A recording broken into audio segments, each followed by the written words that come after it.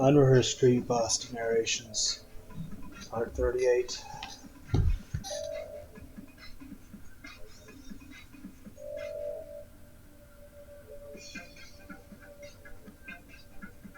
Yes, we're waiting for my phone to load.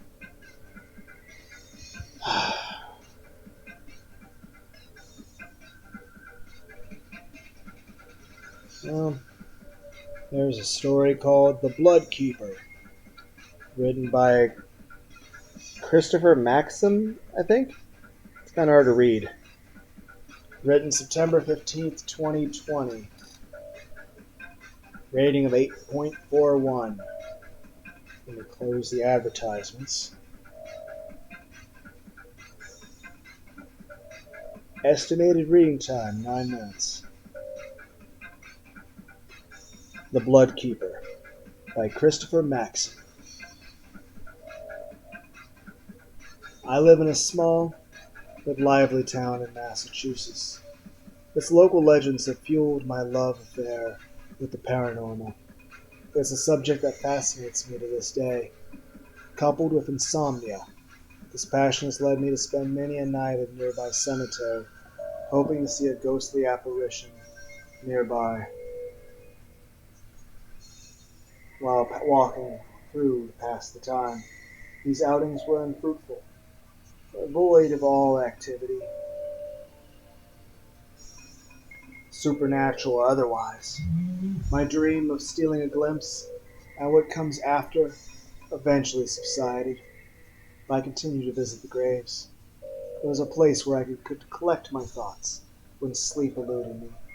One night, however, something changed. It was a dark spring evening. I was bored, couldn't sleep, and felt the need to do something outdoors, in the cool night air. As it so often did, the local graveyard called out to me. I obliged, unable to resist the allure of its calming nature. Sometimes, I was even tempted to set up camp there and sleep amongst the dead, knowing this would be frowned upon and perhaps morbid. I settled for my walks. They were enough to make me at least somewhat weary by night's end. After a couple of hours there, I decided on one last stroll along the headstones, and then attempt to become tired before heading home. Upon starting my walk, I noticed something. There was a light in the groundskeeper's shack. It wasn't like him to be working so late. This wasn't completely out of the ordinary until you factored in the large gaping hole nearby, big enough for several caskets. It was a miracle I hadn't fallen into it earlier in the night. Curious as to what the old man was up to, I crept over to the shack, making my way to the busted window on its side. What I saw was strange. Inside were 9 men wearing tattered blue shrouds, partaking in a makeshift feast. The main course was an oily red stew with a horrific smell that permeated the shack's walls and ventured up my nasal passages, tempting me to gag. The men winced when putting it to their lips, save for three: a tall man at the end of the table, and the two who sat beside him. When the feast was over,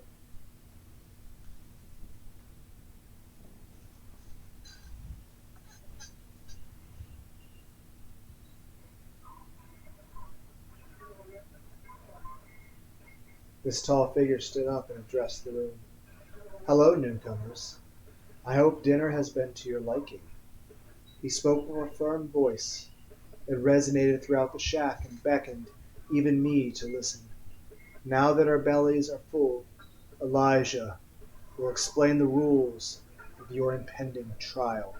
I listened closely. It seemed the men in the shack were part of a collective known as the Bloodlights. The trial the tall man spoke of was something akin to a medieval gladiator sport used to initiate new members. I listened on as Elijah divulged the game's inner workings, fearful but curious. The two teams were to disperse to opposite sides of the cemetery, each consisting of 4 members, three blood runners and one blood baron. The initiates would be the runners, and the tall man's henchmen would act as barons. There was one more participant to be discussed, the tall man himself. He was the blood keeper. Though not on either team, he was the most crucial facet of the game. He kept and guarded what was referred to as the blood.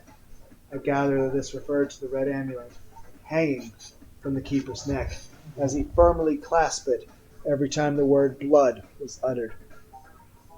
The job of the runners was to retrieve the blood from the keeper.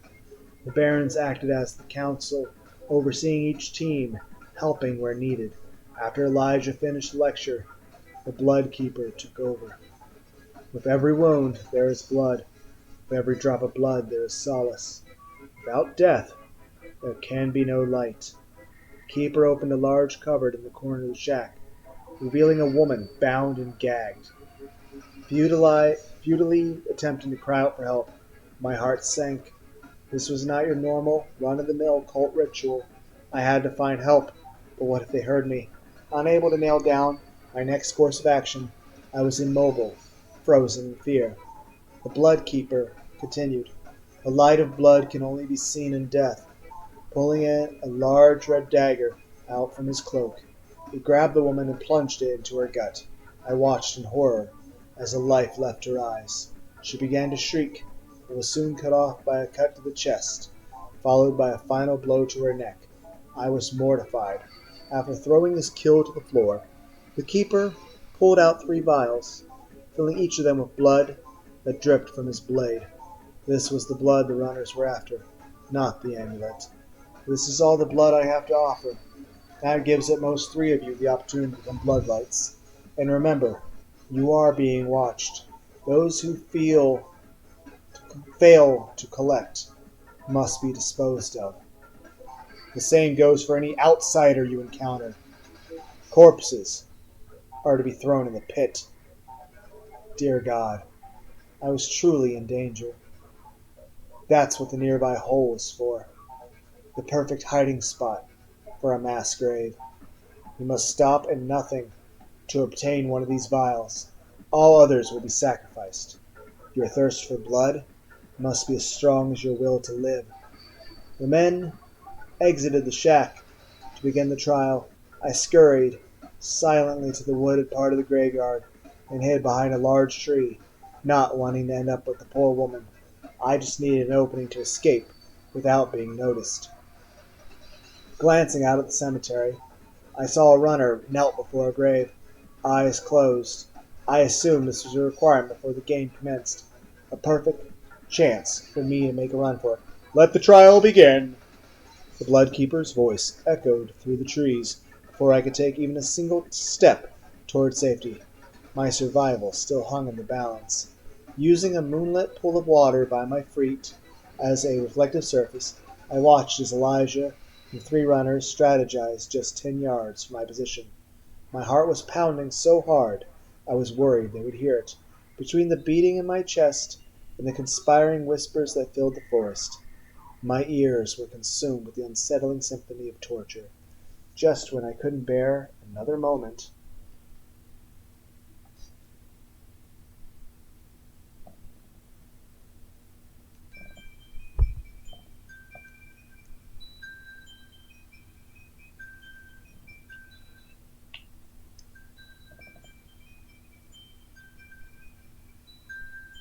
silence cut through the brisk night air, like the keeper's dagger piercing that woman's skin. A chill then burrowed into my spine. The puddle's reflection bore no cloaked figures. Peering out from behind the trees confirmed that they were gone, or at least nowhere to be seen. This was my chance. Looking off into the distance, I saw a tomb by the main road. Maybe 100 yards away, it would provide the perfect cover to escape towards civilization. But there was no way I could waltz over there without being seen. The woods wrapped around the cemetery, so running from tree to tree would strengthen my odds of survival. I took a deep breath and braced myself. Without so much as a second thought, I dashed to the next tree on the path. Safety I took cover. I then gathered my wits and surveyed my surroundings. No cloaks in sight. I sprinted to the next tree and took another glimpse out at the world. The coast was still clear. As I was about to take off in the direction of the next hiding spot, panic set in as my feet inexplicably left solid ground. My blood ran cold as I was lifted into the air by some unseen force. The next thing I knew, my body was hoisted up and placed atop a tree branch. There I was greeted by the unnerving sight of my captor, a blood runner. I didn't scream or try to get away. It would be no use. I sat there in terror and exhaled what I thought would be my last breath. Instead of gutting me, the man spoke. "What's your name?" I was too shocked to respond. "Come on now, who are you?" He spoke clearer this time, revealing a slight English accent. "Look, I noticed you at the window over there, eavesdropping. If I wanted you dead, I could have killed you then. I want you to help me." "Help you?" I asked. "Yes, I'm going to use you to my advantage. I take it you know what we're doing, and you know the rules of the game." I nodded slowly, still shook. "Good. With you, I might be able to turn the tables and get the upper hand." I was frightened, but I calmed down enough to focus on the runner's plan. "See that tomb over there? That's where the blood keeper is." My stomach turned. To think this guy may have just saved my life. "I need you to go over there to the tomb and open the door slowly. The blood keeper will surely take a swing at you, just as he's about to end your life. I'll swoop in and end his." "But why?" I asked. "That's not part of the game." "Right you are. You need not concern yourself with the why. Just know that if you don't do as I say, I will kill you myself. Now get going!" The man gave me his cloak for protection and pushed me out of the tree. I didn't want to risk facing the blood keeper, but I didn't want to perish at the runner's hands either. My fear of dying kept me from deviating. I again ran from tree to tree, eventually making it to my destination. The stench of bloodshed wafting through the air as the runners fought for control of the field. With my back pressed to the cold, aged stone, the pull to escape grew. The main road was within reach, but the thought quickly subsided. I was far too worried the Englishman would catch up with me and take his price. He was able to climb a tree and lift my weight into it without a sound. It was clear he possessed the agility and stealth needed to take me by surprise during a haphazard run for the hills. I sighed in defeat, knowing that one way or another I would probably die tonight. Mustering up every bit of courage I had left, I crept around the tomb and faced its door. My shaking hands reached for the rusted handle and pulled it before me. Before its hinges could even creak at the motion, the door burst open, pushed from within. The force knocked me over, my head connecting with the unforgiving ground. The moments that came after remained fuzzy. The blood keeper towered over me, half of his body in shadow, the other soaked in moonlight. A vision of death, there to steal the blood from my racing heart. My eyes grew weary and shut for an instant before opening to see another figure. I couldn't make out who was who in my dazed state, but one attacked the other, completely overpowering him. The prey in the scuffle fell to his knees before landing face first into the cold cemetery soil. The familiar sound of metal colliding with flesh rang through the air as the victor saw to it that the job was done.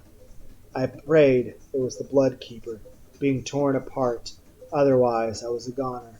My eyes shut again before unconsciousness finally took hold. "Hey, are you all right?" I heard an old man's voice as I came to. "Are you okay?" I opened my eyes to see who it was. The groundskeeper stood over me, holding a lantern to my face. "What? How? Where are they?" "Where's who?" he asked. "You don't understand. I should be dead." The groundskeeper stared at me, confused, but then smiled. "Come on, you'll catch cold out here." The groundskeeper, who I now know to be Pete, invited me into his shack. He prepared some food and tossed me a blanket to keep warm. Thankful and in need of an ear to fill, I told him everything, despite how I knew it would sound. I didn't describe the men by their given titles, but Pete seemed to know who I was talking about. Sounds like you had a run-in with the Blood Keeper. That's him. How did you know? His spirit has been visiting these grounds for over 100 years now, I suppose. His spirit? Incredible. It was all a haunting, something I always thought I wanted to experience firsthand. Pete and I talked for a long while. He knew all about the Bloodlights and their dastardly deeds. Apparently they were a sadistic cult that formed in the 1800s, terrorizing the local community.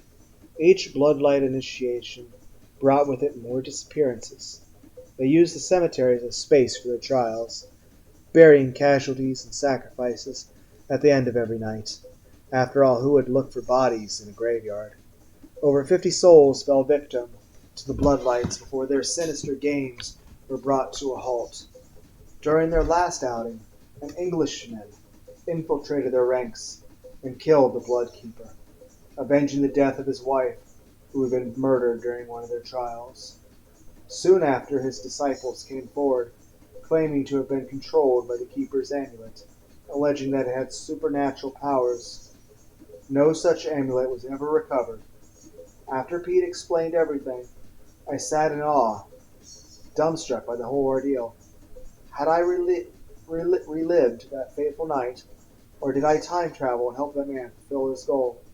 I may never know what happened that day, but one thing that is certain, I will never visit another cemetery for as long as I live, just in case the ghosts of the Blood Keeper is still out there, making his rounds.